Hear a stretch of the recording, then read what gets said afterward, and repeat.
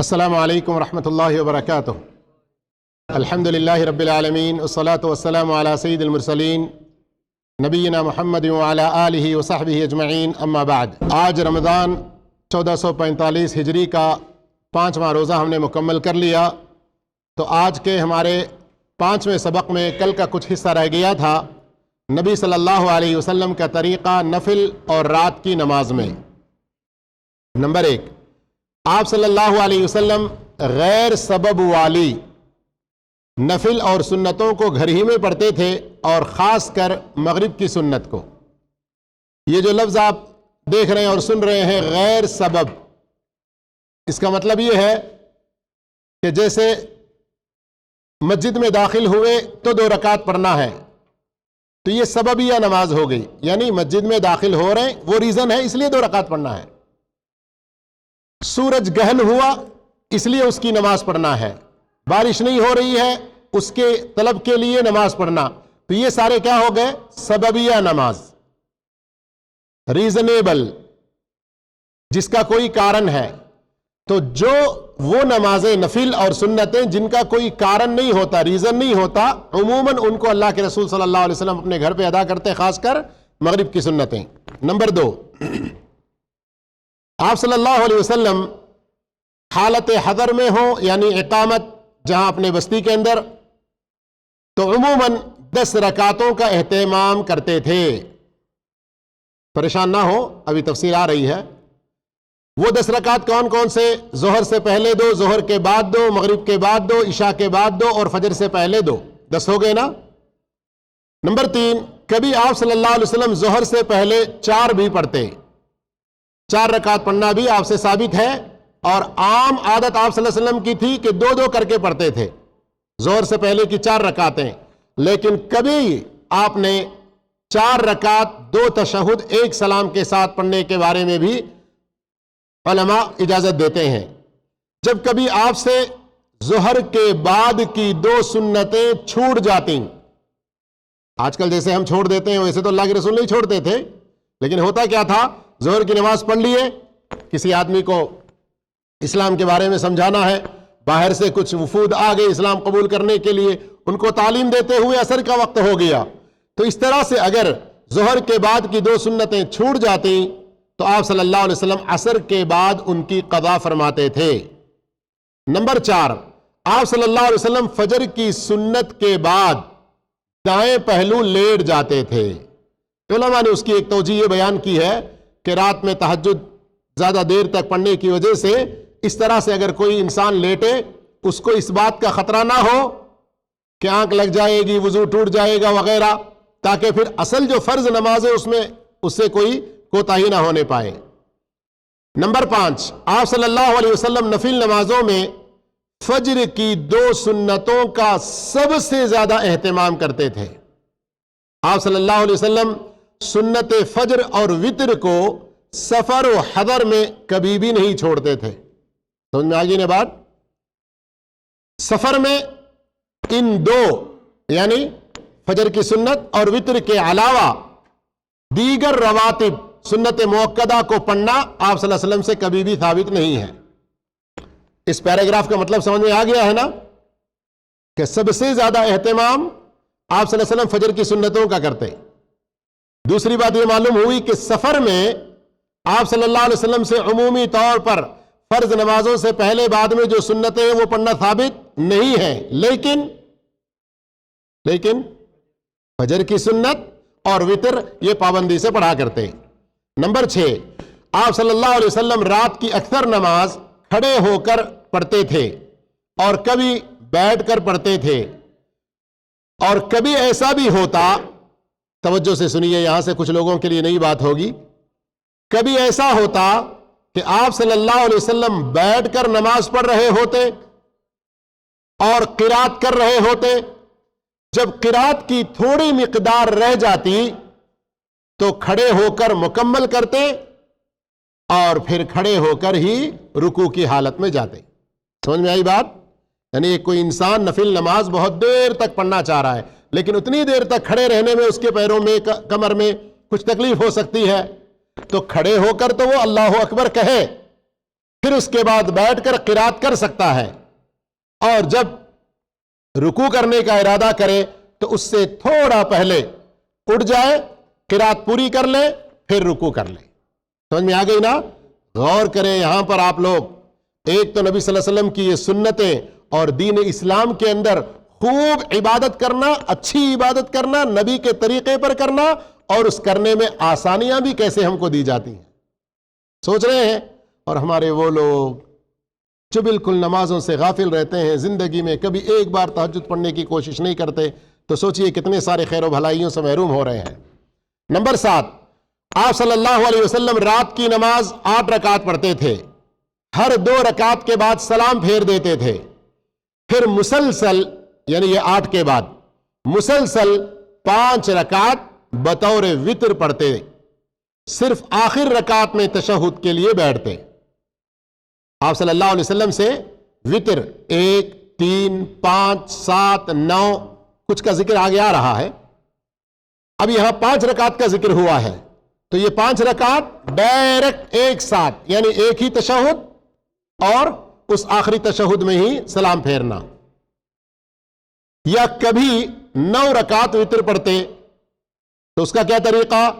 8 رکعت کو مسلسل پڑھتے، مسلسل پڑھنے کا مطلب سمجھ رہے ہیں نا، بیچ میں ایک بار بھی تشہد کے لیے نہیں بیٹھتے، اور صرف 8ویں رکعت کے آخر میں بیٹھتے اور تشہد پڑھتے، پھر بغیر سلام پھیرے اٹھ کھڑے ہوتے، پھر 9ویں رکعت پڑھ کر بیٹھتے اور تشہد پڑھتے اور سلام پھیر دیتے، پھر سلام کے بعد 2 رکعت اور نماز پڑھتے، یا کبھی 9 رکعت وتر کی کیفیت ہی پر 7 رکعت وتر پڑھتے، پھر اس کے بعد 2 رکعت بیٹھ کر پڑھتے تھے۔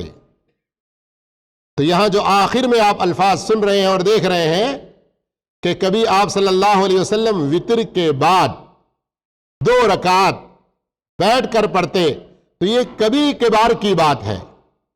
اب ہمارے کچھ لوگ یہ کبھی کبھار کی بات کو ہمیشہ روزانہ کی سنت بنائے ہوئے ہیں، اور اللہ کے رسول صلی اللہ علیہ وسلم جو بہت ساری سنتیں، جو بہت سارے کام روزانہ پابندی سے کرتے، اس کو اکثر چھوڑے ہوئے ہیں۔ ہم کیسی الٹی گنگا میں بہہ رہے ہیں، ذرا غور کریں۔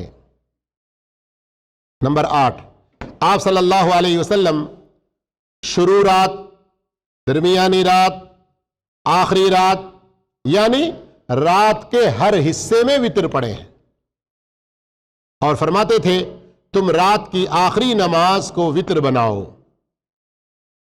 اب اس کے اندر بہت ساری تفصیلات آئیں گی، لیکن وقت ساتھ نہیں دے گا۔ اگر کسی کو کہیں کچھ الجھن پیدا ہو رہی ہے تو بعد میں واٹس ایپ سے رابطہ کر لیں ضرور۔ نمبر 9، آپ صلی اللہ علیہ وسلم نے کبھی وتر کے بعد 2 رکعت، آپ صلی اللہ علیہ وسلم کبھی وتر کے بعد 2 رکعت بیٹھ کر پڑھتے، اور کبھی بیٹھ کر قرات کرتے، اور جب رکوع کا ارادہ کرتے تو کھڑے ہو جاتے اور رکوع کرتے، جیسا کہ ابھی بات گزر چکی ہے۔ نمبر 10، جب آپ صلی اللہ علیہ وسلم کو کبھی نیند کا غلبہ ہوتا یا تکلیف و درد محسوس کرتے اور رات میں تہجد نہ پڑھ پاتے، تو دن میں 12 رکعت پڑھتے تھے، دن میں 12 رکعت پڑھتے تھے۔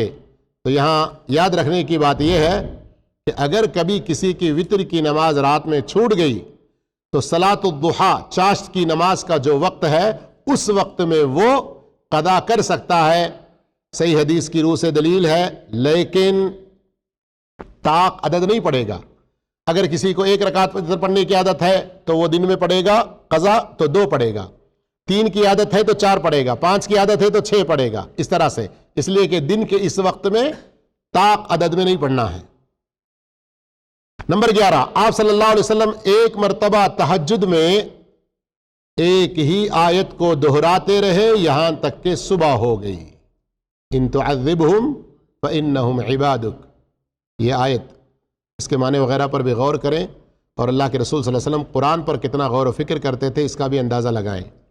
نمبر 12، آپ صلی اللہ علیہ وسلم کبھی رات کی نماز میں قرآن کو آہستہ پڑھتے اور کبھی بلند آواز سے پڑھتے، کبھی آپ صلی اللہ علیہ وسلم قیام کو لمبا کرتے اور کبھی ہلکا کرتے تھے۔ نمبر 13، آپ صلی اللہ علیہ وسلم وتر کی نماز کی 3 رکعتیں جب پڑھتے تو پہلی رکعت میں سبح اسم ربک الاعلی سورۃ الاعلی دوسری رکعت میں قل یا ایھا الکافرون، تیسری رکعت میں قل ھو اللہ احد، اور یہ سب کچھ سورہ فاتحہ کے بعد، سمجھ رہے ہیں نا؟ وہ تو پڑھنا ہی پڑھنا ہے، اس لیے مختصر ذکر کر دیتے ہیں۔ اور جب وطر کے بعد سلام پھیرتے تو 3 مرتبہ سبحان الملک القدوس سبحان الملک القدوس کہتے، اور تیسری مرتبہ سبحان الملک القدوس اونچی آواز کے ساتھ اور کھینچ کر پڑھتے تھے۔ اب آئیے نبی صلی اللہ علیہ وسلم کا طریقہ جمعہ کے دن جمعہ کی نماز کے بارے میں۔ نمبر 1، آپ صلی اللہ علیہ وسلم جمعہ کے دن کی بہت تعظیم کرتے اور اس کو بڑا مقام دیتے، اور اس کو بہت ساری خصوصیات آپ نے دے رکھی تھیں۔ ان میں سے چند: جمعہ کے دن غسل کرنا سنت مؤکدہ ہے، جمعہ کے دن اچھا لباس پہننا یہ مستحب ہے، اور خطبے کو خاموشی سے سننا واجب ہے۔ ذرا غور فرمائیں، یہ 3 باتیں 3 الگ الگ حکموں میں ہیں۔ غسل سنت مؤکدہ کہا، اچھا لباس مستحب کہا، اور جمعہ کا خطبہ سننا کیسے سننا؟ خاموشی کے ساتھ۔ اور آج ہمارے لوگ کیا کرتے ہیں؟ بہت سارے لوگ امام صاحب خطبہ عربی میں دے رہے ہیں، پتہ نہیں کیا بول لے رہے ہیں، باہر اپنا مسجد کے باہر کے حصے میں خصوصاً وہاں باقاعدہ حلقے بنے رہتے ہیں، 2 4 5 آدمی مل کر آپس میں باتیں کرتے رہتے ہیں۔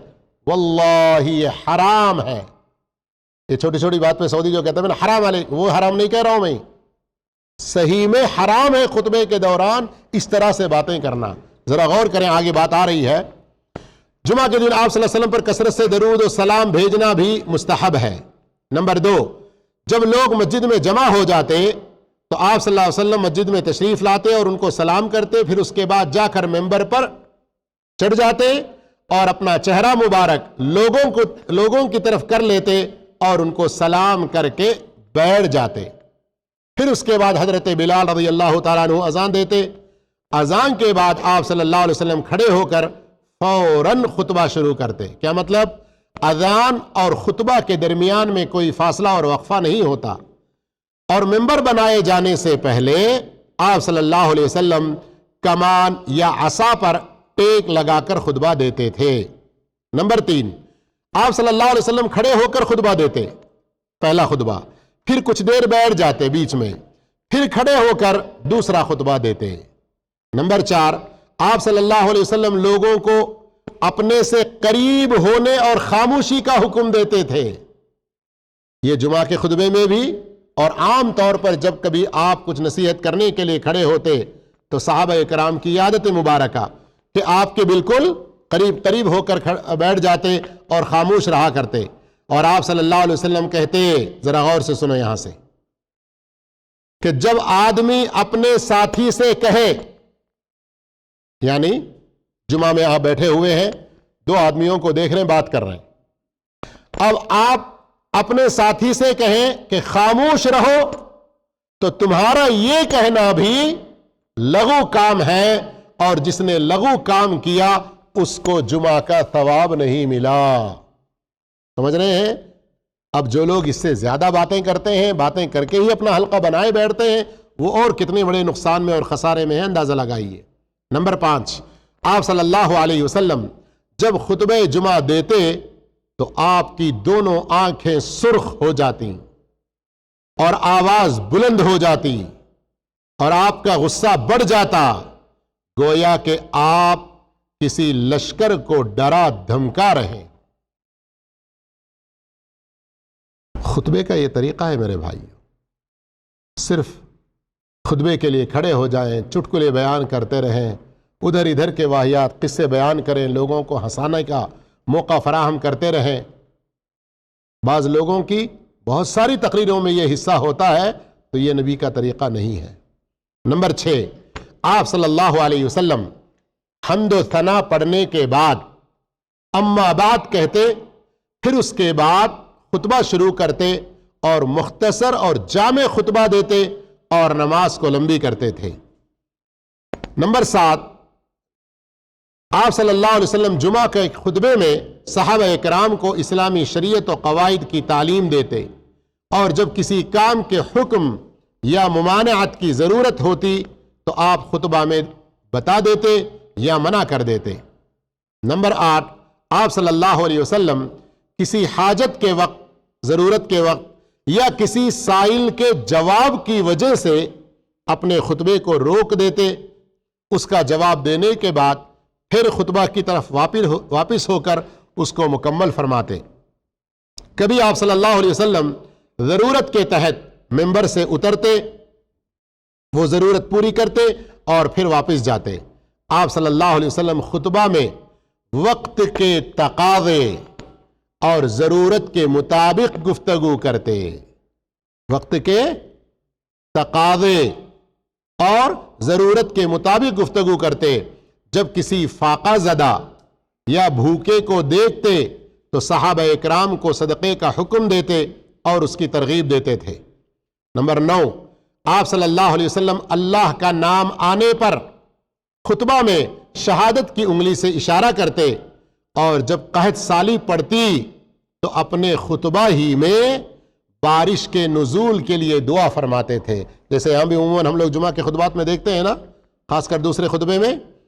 نمبر 10، آپ صلی اللہ علیہ وسلم جمعہ پڑھنے کے بعد اپنے گھر جا کر 2 رکعت سنت پڑھتے تھے، اور حاضرین جمعہ کو جمعہ کے بعد 4 رکعت سنت پڑھنے کا حکم دیتے تھے۔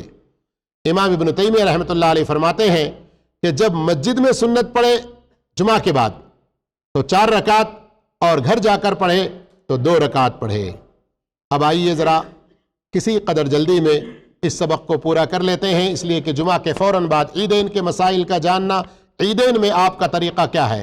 نبی صلی اللہ علیہ وسلم کا طریقہ عیدین میں، نمبر 1، آپ صلی اللہ علیہ وسلم نماز عیدین عیدگاہ میں پڑھتے تھے اور عمدہ سے عمدہ لباس زیب تن فرماتے تھے۔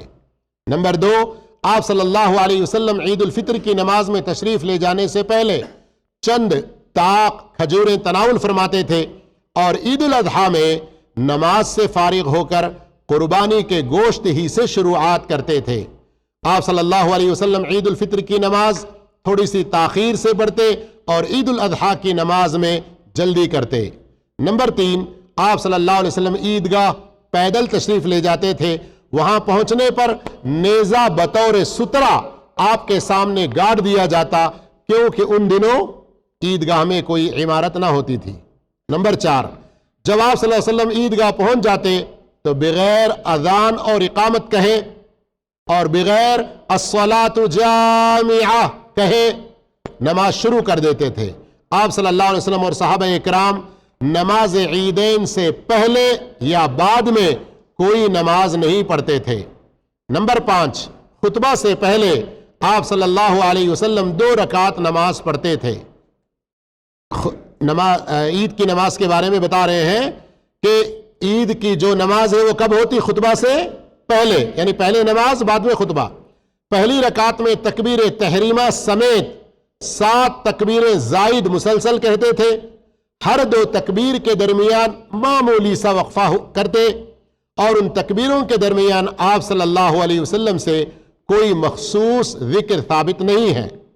تکبیر مکمل ہونے کے بعد قرات شروع کر دیتے، قرات سے فارغ ہو کر اللہ اکبر کہتے ہوئے رکوع میں چلے جاتے، پھر دوسری رکعت کے لیے جب کھڑے ہوتے تو مسلسل 5 تکبیریں کہتے، پھر قرات شروع کر دیتے، نماز سے فارغ ہونے کے بعد اٹھ کر لوگوں کے سامنے کھڑے ہو جاتے اور لوگ اپنی اپنی جگہ بیٹھے رہتے، آپ انہیں وعظ و نصیحت فرماتے اور اچھی باتوں کا حکم دیتے، بری باتوں سے منع فرماتے۔ آپ صلی اللہ علیہ وسلم پہلی رکعت میں سورہ فاتحہ کے بعد سورۃ قاف اور دوسری رکعت میں سورۃ القمر پڑھتے، مکمل سورت، اور بسا اوقات 2 رکعتوں میں سے پہلی رکعت میں سورۃ الاعلیٰ اور دوسری رکعت میں سورۃ الغاشیہ پڑھتے۔ نمبر 6، عیدگاہ میں نہ کوئی ممبر ہوتا اور آپ صلی اللہ علیہ وسلم زمین پر ہی کھڑے ہو کر خطبہ دیا کرتے۔ نمبر 7، آپ صلی اللہ علیہ وسلم نے خطبہ عید کے موقع پر لوگوں کو بغیر خطبہ سنے گھر چلے جانے کی بھی اجازت دی۔ ایسا بھی نہیں ہونا کہ امام اکیلا ہی کھڑ کے بول لیتا رہے اور سارے لوگ چلے جائیں، یعنی اگر اچانک کسی کو ایسی کوئی سخت ضرورت آ گئی، یا غور کریں جمعہ کا خطبہ واجب ہے سننا، فاسعوا الی ذکر اللہ، لیکن یہاں عید کے خطبے کے بارے میں تھوڑی سی گنجائش دی گئی اب جانے کی اجازت ہے کر کے سارے لوگ چلے جاؤ، بیچارے امام صاحب اکیلے ہی کھڑے رہیں، بول لیتے رہیں، ایسا موقع نہ دیں کبھی۔ اسی طرح جب جمعہ کے دن عید پڑ جائے، عید کس دن آ جائے؟ جمعہ کے دن، تو اس کی رخصت دی ہے کہ اگر کوئی آدمی عید کی نماز پڑھ لیا، جمعہ میں شریک نہیں ہوا، تو کوئی گنہگار نہیں ہوگا، لیکن وہ اپنے گھر پہ ظہر کی نماز ادا کر لے گا۔ لیکن اگر آ کر جمعہ بھی پڑھ لے تو یہ اور زیادہ اچھی بات ہے، کیوں کہ خود نبی کریم صلی اللہ علیہ وسلم نے عید بھی ادا کی، جمعہ بھی ادا کی، امت کی آسانی کے لیے یہ ایک طریقہ بتلایا۔ نمبر 8، آپ صلی اللہ علیہ وسلم عیدگاہ جاتے وقت ایک راستے سے جاتے اور دوسرے راستے سے واپس آ جاتے۔ اب آگے سورج گہن سے متعلق آپ صلی اللہ علیہ وسلم کا طریقہ کیا ہے، وہ انشاءاللہ ہم کل کے درس میں پڑھنے کی کوشش کریں گے۔ آج کے درس میں نفل نماز کے بارے میں، جمعہ کے بارے میں، عیدین کے بارے میں آپ صلی اللہ علیہ وسلم کا طریقہ سمجھ میں آ گیا ہوگا۔ نہیں سمجھ میں آیا تو انشاءاللہ واٹس اپ نمبر تو آپ لوگوں کے پاس ہے، رابطہ کر کے تفصیل معلوم کر سکتے ہیں۔ وآخر دعوانا الحمدللہ رب العالمین، والسلام علیکم ورحمۃ اللہ وبرکاتہ۔